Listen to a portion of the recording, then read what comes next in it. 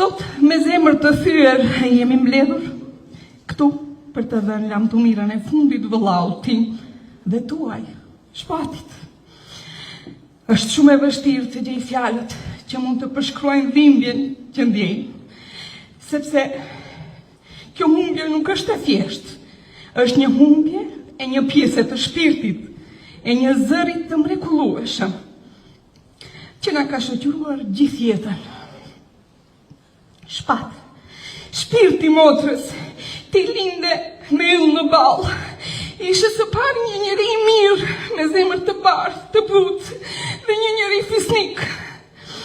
Dije të ndjeje hallet e të tjerëve nga empatia jote e madhe, por edhe të gëzohesh me lumturinë e të tjerëve. Shpati,